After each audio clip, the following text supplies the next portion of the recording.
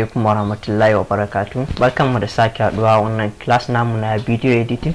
So yau insha Allah za mu magana akan shi kanshi. Tunda jiya mun ga bidiyon mu na baya mun ga yadda muka installing ita kanta Adobe Premiere Pro din. So yau za mu ga yadda take ciki. So idan ka installing mun bude software mun shiga kun ga haka zai kawo mana interface ɗinta. So idan ya kawo mana akwai gun file nan edit da wai zai iya kawo muku nan get started din nan. So ko da bai kawo muku ma abinda za ku zo nan gun da aka file sai ku zo new sai ku rubuta sai ku danna gun project din nan. Ko danna zai kawo muku same thing irin wannan gun. A guda aka sa new project, open project, new team project, open team project. Wato new project in zaka fara aikin ka, open project ka buɗo aikin daga fara, new team project in kuna yi da yawa ne wasu haka, so shi ma haka. So kai da aikin ka kawai kake personal aikin ka, so zaka da new project sai ka clicking. Zai kama gun da zaka rubuta sunan project ɗinka da wasu settings. So wannan settings ne na duka ba ruwanka da su, already an saita maka su. So kawai abin da zai faru ga inda zai rike ma saving automatic. So ga on title nan name gun sai ka sa sunan project ɗinka. Kamar yanzu da muke tutorial za mu iya zuwa nan gun mu sa tutorial. Abin da zai faru za mu sa sai ka sa sunan da kake so project ɗinka ya zama da shi kana yi. Muka sa tutorial sai mu danna OK. So in muka yi clicking OK za mu jira sai mu ga yadda software zai bude mana cikin ta, mu ga ya interface ma software yake, menene da menene features ɗinta a ciki. So idan ya riga da ya bude mana sai mu gani. So software yana bude mana gashi haka ta bude mana Adobe Premiere Pro. So idan ta bude mana kun ga cikin yacca wannan interface ɗinta yake yacca kai kake gani. So akwai kamar zan ce part 4 1 2 3 4 kowanne da aikin sa, kowanne da amfanin sa. So za mu magana gaba ɗaya su kanshi basic abubuwan da mutum yake so ya sani kafin ya fara shi editing. Da farko za mu fara magana kan su kansu gun file din nan. Wato gun file nan ne inda zaka dauko kai open new project din kai ta na fada. Sannan zaka open new project, idan kai ga sauran abubuwa in zaka dauko adjustment layer wanda insha Allah duk a videos in gaba da za ku ga amfanin su gabaki daya.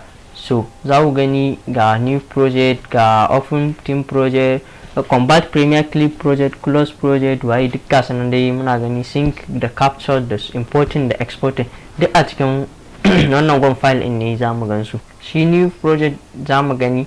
So a cikin muka zo new project za mu ga akwai open new project, team project, sequence duk za mu gani, bin search bin waye kowanne gasu nan. Akwai sync, close all project, import da exporting, sai properties waye. So za mu rufe nan ga edit gun da za ka yi editing na audio preference da wane ne duka ga nan, edit in audition duk wane ne wannan sauransu. So wannan sai sequence shi ma za ku gani me sequence a gaba mun fara yi. Graphics sai window shine da yake nuna maka abubuwan da yake so su appearing a cikin kamar toolbar din shi kanshi software da kake so ka gani. So akwai essential graphics za mu iya sa shi sai fito mana da abubuwan da yake bukata. Tools timeline shine nan gun kenan gashi, sai mu duba history za mu iya samun sa a nan gun. So duk effect ga effect nan muna gani, to shine gun windows abin da zai sai help in baka san software ba. So abin da ya fi important shine gun editing. Idan ka zo software ga gun assembling, wato gun sai haɗa kayayyakin ka, wato in ka danna zai kai ka gun assembling. Akwai gun editing shine basic gun da ake editing din shi a cikin sa. Sai color gun nan gun color shine gun da zaka saita color idan ka gama editing zaka yi punishing abin da ake kira da saita kala ta rubutun bidiyon ka da waye. Sai effect a nan kake samun effect, su essential graphic da sauran abubuwan. Sai audio gun duba audio ka saita audio ka, in synchronizing zaka yi idan ma ko za ka karo labels ne da sauransu. Akwai sai graphics, akwai su manan essential graphics, sauran abubuwa dai animatory abubuwa. Sai library in kana da sai plugins da suwaye za ka iya. Yanzu a editing muke. So wannan gun da kuke gani shi ake kira da gun source. Idan ka dauko file ɗinka ka dauko bidiyon ka, so duk abin da ka dauko kana so ka duba shi kai preview na shi, to anan ake gani. Nan gun shine gun program, abin da ka sa a timeline ɗinka shi zai rika viewing anan. Wato nan ne duk abin da gani anan shine wanda in ka fitar da bidiyon ka mutane za su gani.